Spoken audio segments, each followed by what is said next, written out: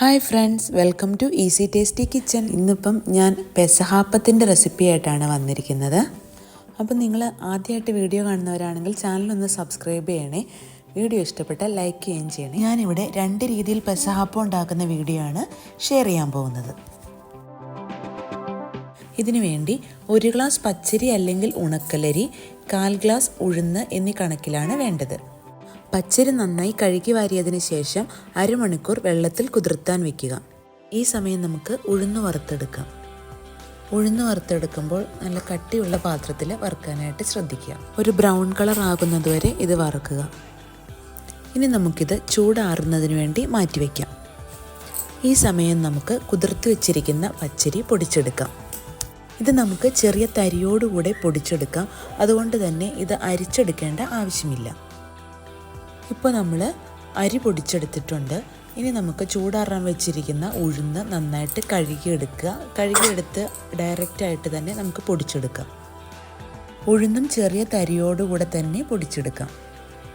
ഇനി നമുക്ക് 4-5 അല്ലി വെളുത്തുള്ളി, 1 ടേബിൾ സ്പൂൺ ജീരകം എന്നിവ നന്നായിട്ട് അരച്ചെടുക്കുക. ഇതിലേക്ക് അരമുറി തേങ്ങ ചിരകിയതുകൂടി ചേർത്ത് കൊടുക്കുക. തേങ്ങ ഡയറക്റ്റായിട്ട് ചേർക്കാം കേട്ടോ, അരയ്ക്കണമെന്ന് നിർബന്ധമില്ല. ഇനി ഇതിലേക്ക് അരയ്ക്കാൻ ആവശ്യമായ വെള്ളം മാത്രം ചേർത്ത് കൊടുക്കുക, അല്ലെങ്കിൽ നമുക്ക് പിന്നെ വെള്ളം അധികമായി പോവും. വെളുത്തുള്ളി, ജീരകം, തേങ്ങ എന്നിവ നന്നായിട്ട് അരച്ചെടുത്തിട്ടുണ്ട്. ഇതിലോട്ട് ചേർത്ത് കൊടുക്കുക. ഇനി നമുക്ക് ആവശ്യത്തിന് വെള്ളം ചേർത്ത് ഇത് കുഴച്ചെടുക്കാം. ഒരുപാട് ലൂസ് ആവരുത്, ഒരുവിധം കട്ടിയായിട്ട് തന്നെ ഇരിക്കണം. ഇതിലേക്ക് ആവശ്യത്തിന് ഉപ്പ് കൂടെ ചേർത്ത് കൊടുക്കുക. എന്നിട്ട് നന്നായിട്ട് മിക്സ് ചെയ്യുക. ഇത് പെസഹ വ്യാഴാഴ്ചയും വലിയ നോമ്പിൻ്റെ പകുതിയാകുമ്പോൾ, അതായത് 25ാമത്തെ ദിവസമാണ് സാധാരണയായി ക്രിസ്ത്യൻസിൻ്റെ വീട്ടിൽ ഉണ്ടാക്കാറുള്ളത്. ആവിക്ക് പുഴുങ്ങാൻ വെക്കുകയാണ് നമ്മൾ. ഇതിനു വേണ്ടി ഇഡ്ഡലി പാത്രം ചൂടാക്കാൻ വയ്ക്കുക, അല്ലെങ്കിൽ സ്റ്റീമർ ഉപയോഗിക്കാവുന്നതാണ്.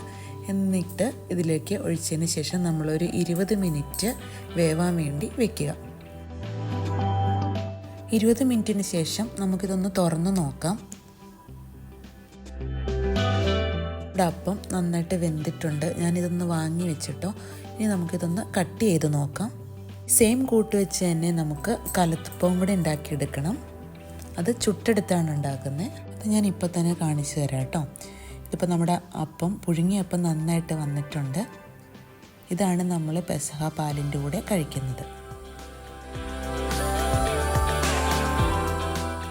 പെസഹ വ്യാഴാഴ്ച ദിവസം നമ്മൾ അപ്പം പുഴുങ്ങുമ്പോൾ കുരിശിട്ടാണ് പുഴുങ്ങുന്നത്. സാധാരണയായിട്ട് കുരുത്തോല വെച്ചിട്ടാണ് കുരിശിടുന്നത്. എനിക്കത് കിട്ടാത്തതുകൊണ്ട് ഞാൻ അലുമിനിയം ഫോയിൽ വെച്ചിട്ടാട്ടോ കുരിശിട്ടേക്കുന്നത്. കുറച്ച് കറിവേപ്പിലയും വെച്ചിട്ടുണ്ട്. കഴിഞ്ഞ പെസഹ വ്യാഴാഴ്ചയിലെ കുറച്ച് ക്ലിപ്പിങ്സ് ഇരുന്നതാട്ടോ എൻ്റെ കയ്യിൽ.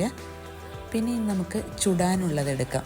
അതിന് വേണ്ടിയിട്ട് കുറച്ച് തേങ്ങാക്കൊത്ത്, ചുവന്നുള്ളി, വെളുത്തുള്ളി, കറിവേപ്പില എന്നിവ നന്നായിട്ട് വെളിച്ചെണ്ണയിൽ വറുത്ത് കോരിയെടുക്കുക. എന്നിട്ട് ഈ ഒരു പരുവത്തിൽ മൂത്ത് കഴിയുമ്പോൾ ആ കൂട്ടിലോട്ട് നമ്മളിടുക. സെയിം കൂട്ടിലേക്ക് തന്നെ അരിയും ഉഴുന്നും വെളുത്തുള്ളിയും ജീരകവും തേങ്ങയും കൂടെ അരച്ച് വെച്ച കൂട്ടിലോട്ട് തേങ്ങാക്കൊത്ത്, ചുവന്നുള്ളിയും വെളുത്തുള്ളിയും കറിവേപ്പിലയും കൂടെ വറുത്തത് ഇട്ട് നന്നായിട്ട് ഇളക്കി യോജിപ്പിച്ചെടുക്കുക. എന്നിട്ട് ഇത് ഒരു പാനിലേക്ക് കോരി ഒഴിക്കുക. നന്നായിട്ട് വെളിച്ചെണ്ണയും കൂടി ഒഴിക്കണം കേട്ടോ. വെളിച്ചെണ്ണയും ഒഴിച്ച് ഒരു സൈഡ് നന്നായിട്ട് മൊരിഞ്ഞ് വരുമ്പോൾ അത് മറിച്ചിടുക. നന്നായിട്ട് വെളിച്ചെണ്ണ ഒഴിച്ചാൽ മാത്രമേ നന്നായിട്ട് മൊരിഞ്ഞ് കിട്ടുള്ളൂ. നല്ല ഉരുളിയൊക്കെ ഉള്ളൊരു ഉരുളിയിൽ നമുക്ക് വറുത്തെടുക്കാൻ പറ്റും.